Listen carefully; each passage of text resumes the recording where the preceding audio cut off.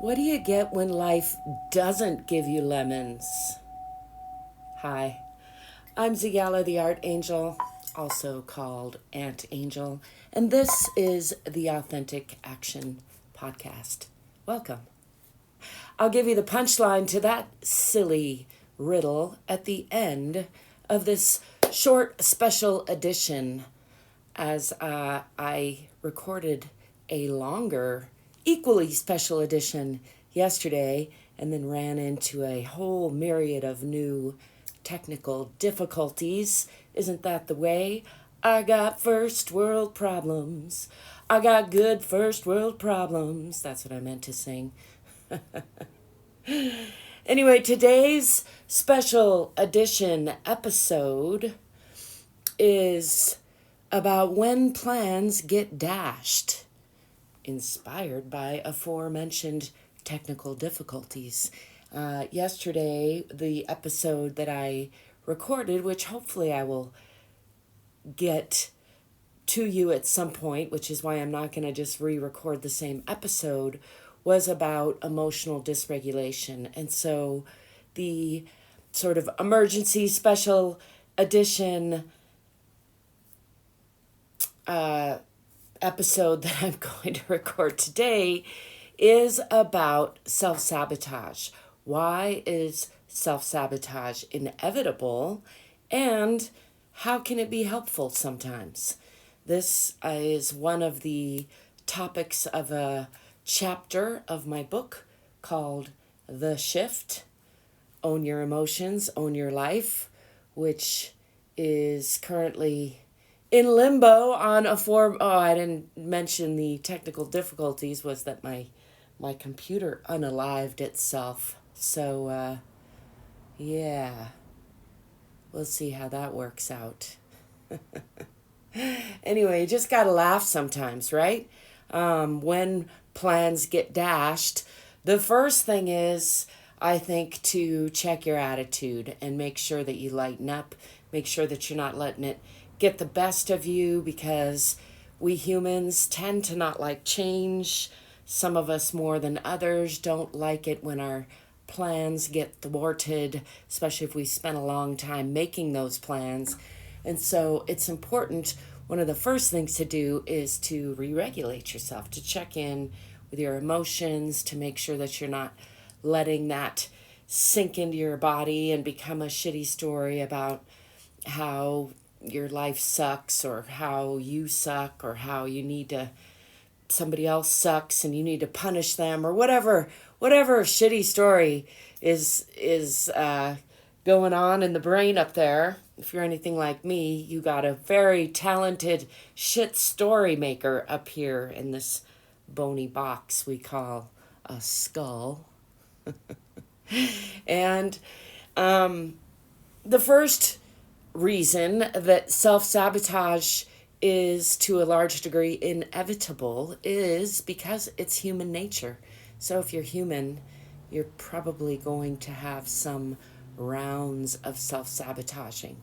Now, maybe you don't call it that. Maybe it's so mild that you just call it giving yourself a challenge, and that's great. I mean, I'm working on my own story because self-sabotage is quite a dramatic way to put it, right? Really, it just means like getting in your own way, making things harder than they have to be. Sometimes it means like completely disassembling your whole life and all the plans that you've made, and ruining all your relationships, wrecking balling everything you've built.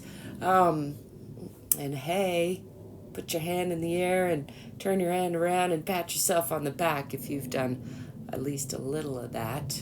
I certainly have, which is why I can speak to it confidently and also attest to the fact that it can get better, that we can improve our skill sets so that we don't let self-sabotage unravel us, wrecking ball us so completely, so that we become more aware of our tendencies, both just broadly speaking as a human, and then individually, because we all do have our own patterns, our own biases, our own experiences that color the way that these more universal tendencies play out in us as individuals. So part of it is learning that broader scope aspect of like human nature, broadly speaking, and part of it is getting to know yourself as an individual human. What's driving you? What's laying under the surface of your subconscious? What are your own values and fears and desires that are underlying your goals and often then underlying your self-sabotage?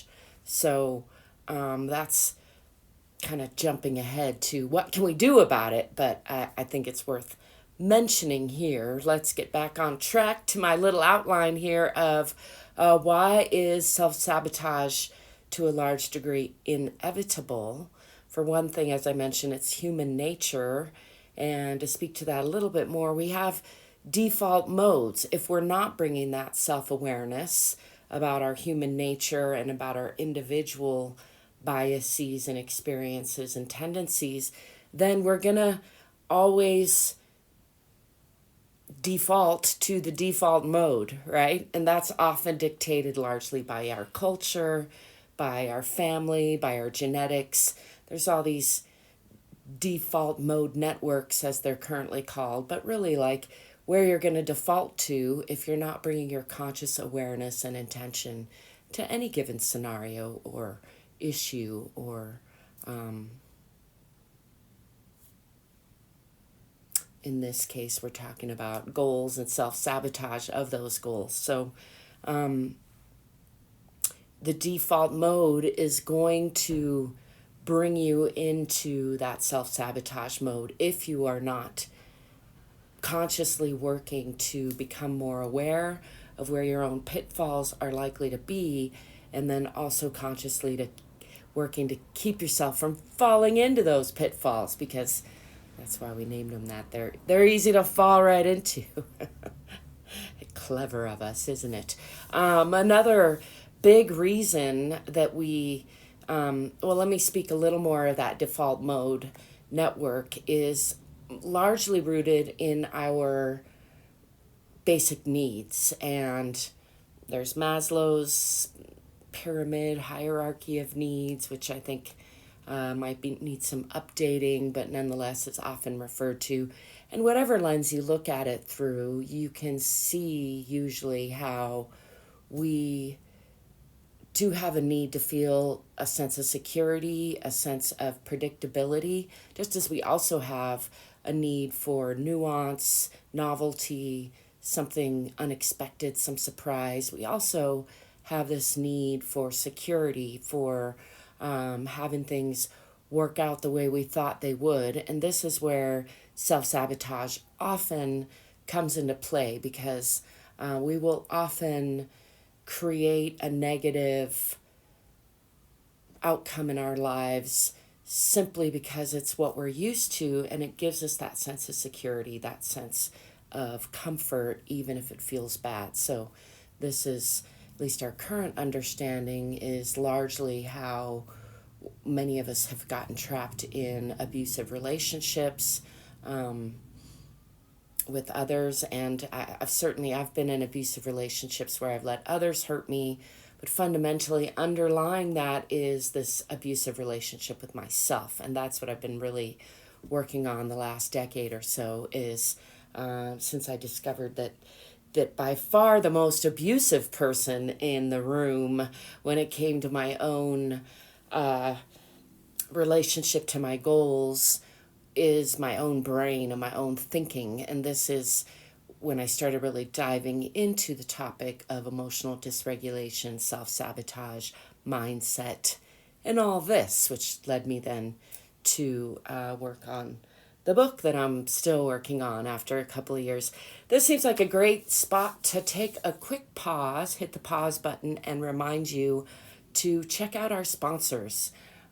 Today's episode is brought to you by Sleeping Dragons Company, where you can fill all your essential oil and hard to find herb seeking needs, as well as a wide, diverse, and beautiful assortment of supplies for crafts and self-love, making supplies really. So we have a lot of stone hearts, we have pigments, colors, bright colors, some containers, and Sleeping Dragons. I'm saying we because Sleeping Dragons is my longest standing company. I founded that in 1998. Still chugging along in our small capacity as a small business. So check it out. You can find that. Currently we're over on Etsy, and you should be able to get to it by either just searching for Sleeping Dragons Co. That's dragons with an S, or typing in www.sleepingdragonsco.com. And our other sponsor is the Authentic Action Academy, which is currently under construction and planning to bring you some wonderful self-enhancing courses that combine new technology and old school, old world, hands-on activities and courses. So you can find a link to that probably in the description. Be sure to check them out. And while I'm on that topic, also you can find my email sign-up list down there where you can find out more about my book as it becomes available. I will be having hopefully some pre-sale Twitters. That was an odd choice of words, but you know what I mean. Soon we will hear some whispers of pre-sale. Let's get back to the topic at hand. Why is self-sabotage largely inevitable? Well, we talked a little about default modes and our basic needs, how basically self-sabotage is often our unconscious way of trying to meet our basic need for security. If it's something that we've repeated a lot because it's what we learned early in life, and perhaps to survive, or perhaps just, was the best we could come up with on the fly. We learn certain skills when we're infants, when we're children, maybe when we're teenagers, maybe even I think I learned some things during the pandemic that don't necessarily serve me as I go forward. So we have to spend some time examining what we've learned and often unlearning what we've learned, or reinstalling up-leveled lessons, thoughts, beliefs. So another reason that self-sabotage is inevitable to a large degree, especially if we're not bringing our conscious attention and will to any given scenario, is a fear of failure. And I think most of us are familiar with this feeling, like we don't want to be embarrassed, we don't want to try something and fail, and so often we don't try. I think less often thought about, but perhaps even more often, the real underlying issue is that we also have a fear of success. We often fool ourselves into thinking, oh, I'm afraid of failing, but actually referring to the default mode that I was just speaking of earlier, if we've never succeeded, then it can be very uncomfortable to succeed. And so it's actually a fear of success that often leads us to back into the failure. And we can say, well, it's a fear of failure, but by not trying, we automatically fail. This is a thing I try to drive home to myself and to others a lot. Failure's inevitable. You're going to fail at something. If you don't try to pursue your goals, then you've already failed at those. And if you do try to pursue your goals, you are likely to fail more times than you succeed. But if you embrace that and you learn every time you fail, and you back up and take another run at it every time, installing or implementing as best you can what you've learned from previous failures, then eventually you might succeed. And success is not guaranteed, but failure is, as one of my favorite coaches, Tom Bilyeu, likes to say. Failure is guaranteed, success is not. But it's often that fear of success that leads us to self-sabotage by basically not even trying to do the thing that we said. We have myriads of reasons, like I could use my technology failures as a reason. And, maybe they'll get the best of me this round. I don't know, but I'm going to keep trying and doing the best I can to follow through with my goal, which was to post an episode today. And I'm just going to keep doing the best I can. And then I'm not going to beat myself up. Whatever happens of it will happen. And I will know that I did the best I could to keep learning from my mistakes and to keep moving forward toward my goal. So, a little caveat to that fear of success, something that I continue to learn viscerally and that sometimes is painful and hard, is that as we gain more and more success, a lot of times we are confronted with a lot of shade. People dislike us. People dislike us anyway, whether we're succeeding or failing. But I think a lot of times when we're failing, people will largely not entirely honestly say things that try to encourage us, like, oh, I know how it feels to be down, or, you can do it. I have faith in you. And you can probably hear in my tone that sometimes that strikes me as a little bit or a lot patronizing, and it's not always, and I don't mean to put that down. Who doesn't like to be encouraged? Of course, I love it. But also, it can be patronizing. It can be someone's way of sort of keeping you down and letting you off the hook by saying, it's okay to fail. We all fail. Hardly anyone succeeds, and it's the default to fail. So don't worry, you're among good company if you're not succeeding at your goals, because that's what most of us are doing. The problem with that is that then you might live less of a outstanding and more of a mediocre life than you want to. And that's really the overarching thing that I'm trying to counter here is whatever kind of life you choose to live, that's wonderful and beautiful and perfect, but I hope that you will make that choice consciously to whatever degree you can. Of course, not everything is in our control. It's well, maybe some people would disagree with me, but from where I stand currently, even though a lot more is in our control than we tend to think, not everything is. But our energy, our own energetic level, our own mindset, and what goals we set and what goals we pursue are in our control. And how often we rally to pull ourselves back up off the floor, rise from our own ashes, and try again is in our control largely. And as I started to say, it's often our fear of being disliked, it's hand in hand with that fear of success, is a fear of people not liking us. And especially if we've criticized people for being successful, if we put down people for having money, if we put down bosses for being the boss, which many people do, then there's going to be a big hurdle there to get over if we want to become a boss or if we want to make a lot of money. And it might take some rounds. It might take more than one try to get up that mountain, so to speak. So I'm repeating all of this for you and for me because I think it's easy to get discouraged in our modern life.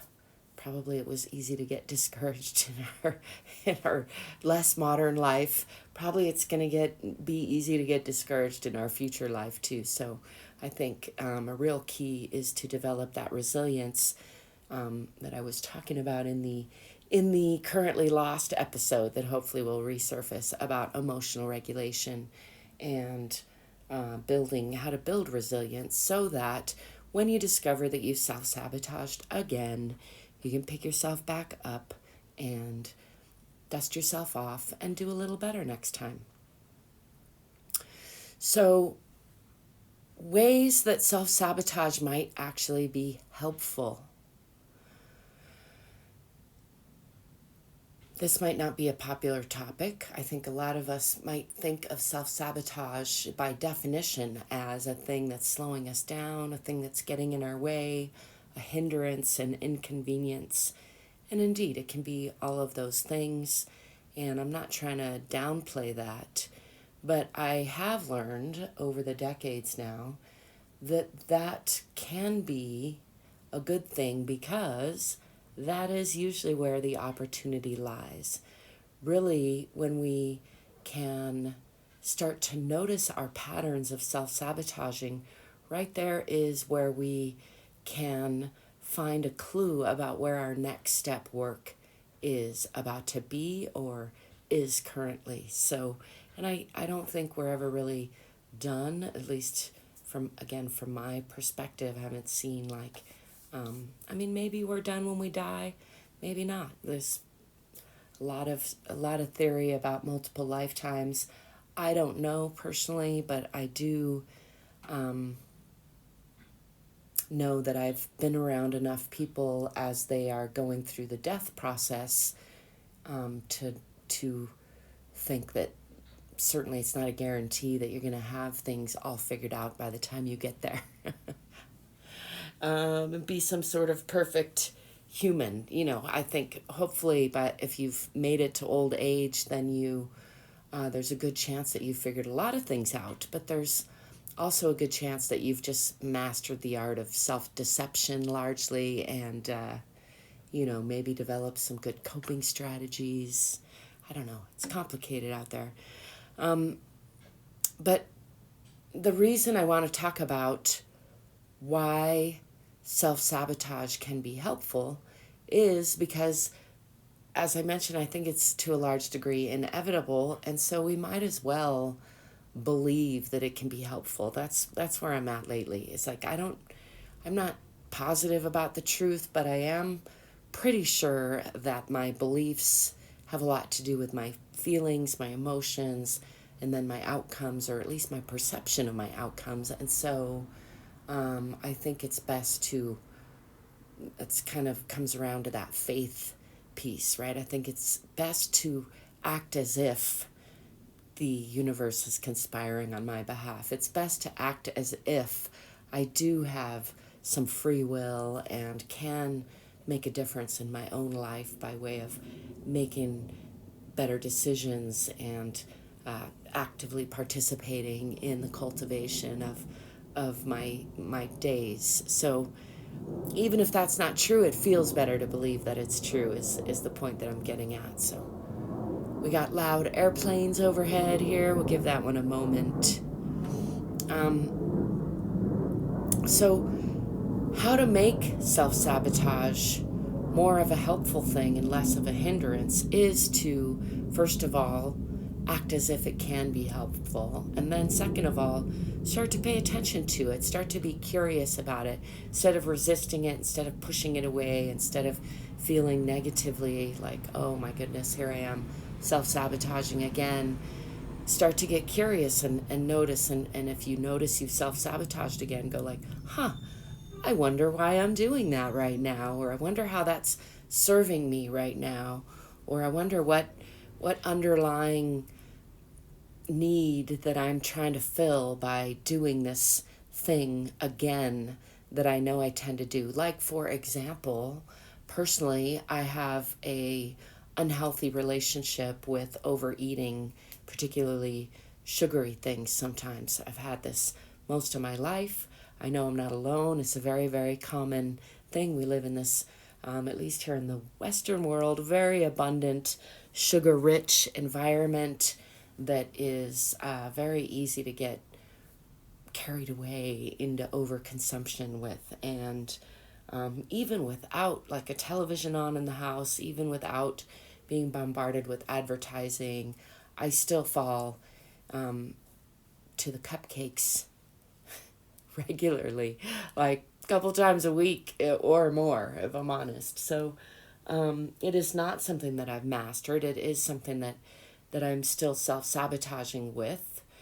And when I look at it with curiosity instead of self-judgment, I can start to make more progress and say like, okay, what underlying need is that self-sabotage meeting. And so far what I've come up with is I have this deep-seated need to feel loved. I have this deeply rooted connection between sweetness and love from being breastfed as a child, from having a mother whose love language is largely rooted in food. And again, I am not alone in this. Many, many, many of us have this similar or same pattern. So part of why I bring it up is perhaps you can relate. I know many of you probably can. And this is not either to blame my mother or society or anything. I love that there's cupcakes. I love that it's such an abundant world. But if I can get underneath that underlying, like examine that pattern and then examine how I'm trying to get love. Sometimes I've tried to get it through sexual relationships with men, and sometimes I've tried to get it through overeating cupcakes, and there are probably other ways that I've tried to satiate that feeling of feeling disconnected or not feeling whole or not feeling loved or feeling worthy. And sometimes just in the recognizing of that, it helps me reflect back to myself and give me, just like even this action, putting hands on heart,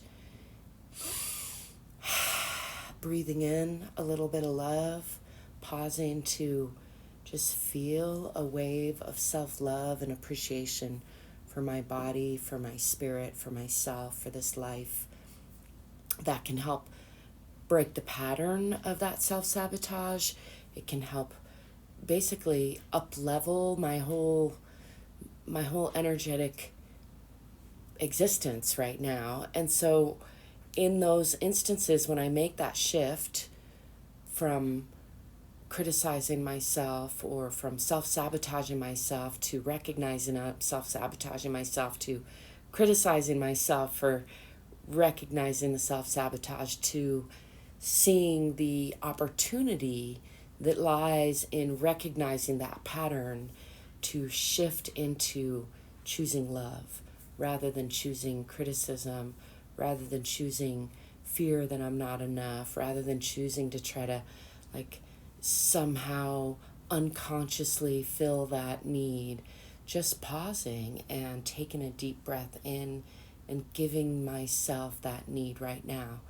And of course, that's a simplified version. There's more complex versions of that, and maybe sometimes it's checking in with those basic needs, and maybe it is that my blood sugar is on a roller coaster and I need to eat some protein and some healthy fat. Maybe it is that I haven't had any healthy touch in a while and I need to find a way of finding that within the parameters of my own healthy boundaries that I've set for myself. There's a myriad of nuances to all of this, and there's not one right way or one wrong way. So I think that's important to reflect on. But again, the way that we can make self-sabotage our helper, or as I sometimes like to say, like, make it your bitch instead of you being a slave to it, is to recognize it, to see the pattern in it, to get curious about what that pattern is telling you. What's that a clue about? Like, be a sleuth, be a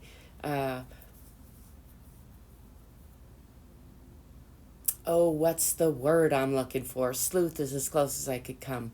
A mystery hunter, be a person who follows clues and figures things out. I know there's a word for it. You can tell me in the comments. I would appreciate it. And anyway,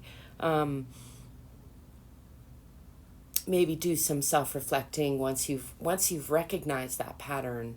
Then that's a good time to maybe make some art or do some journaling, maybe make a video and stammer your way through some teaching. I'm in that phase of life where I often learn the most by trying to teach it to others and by articulating it in a different way from the way that I've been articulating it to myself, in a way that I try to translate it for other people that helps broaden my own understanding of it and solidify the way that I can like my real concretes my understanding. I feel like I'm not using my words very well all of a sudden, but anyway, hopefully you get my meaning. Catch my drift? Just to summarize where I've gone in this nice little special edition episode of the Authentic Action Podcast, and again, I will say thank you for joining me today. Thank you for being you. Hopefully you've gotten something out of this episode, and I would love it if you share with me what that has been. We've talked about why self-sabotage is to a large degree inevitable, and that's because it's human nature, and it's really probably also there because it's somewhat a helpful tool. And that's the second part of what I talked about some, is how can we make sure that we are utilizing it as a tool instead of just letting it be a thing that knocks us down and knocks us down and knocks us down and makes us tired and worn out and feel overwhelmed. Instead, we can say like, oh, hey, there's a little clue, and use it as a doorway in to becoming curious about what we are ready to discover about ourselves, what we're ready to grow out of or grow past. And I want to reiterate, as I often do, this is an ongoing process. It's not a thing that you get to and then you finish and you graduate and you're forever done. It's like, you're like an onion, darling. You're layers and layers and layers. And so there are these big quantum leap type of feelings where we might expand an energetic level, we might gain a new perspective, and that feels like a big quantum leap or a big shift. And then there are also these day-by-day habits and how well we follow through on those little things. It's those really the culmination of those little things that lead us to be able to make those big quantum leaps, and those are really still just small little habitual steps on a bigger grand scale, I would say. So again, I want to plug my book a little bit, my upcoming book, The Shift. I'm going to figure out how to get it out of the ether now that I've had another round. I've had an ironic number of waves of difficulties getting this book out, and it does make me just want to laugh, which is where I really started with this video about what do you do when plans get dashed. First of all, just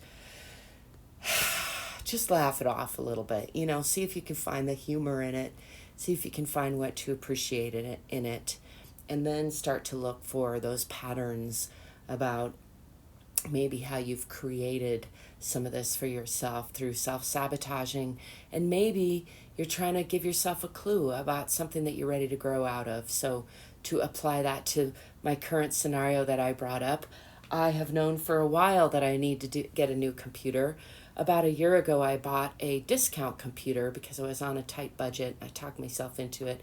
And I'm not going to say I'm sorry, but it has been one of those lessons in you get what you pay for type of a thing. And so I've known for a while, since just a few months after I got that computer, that I needed to take another run at it and up level in a better way. And I've managed to postpone it all this time until finally that computer I'm pretty sure it overheated and melted down. But in any case, it is my way of self-sabotaging myself all the way to the point of, we'll see, am I going to up-level my whole scenario, maybe clean my office, set up a new studio?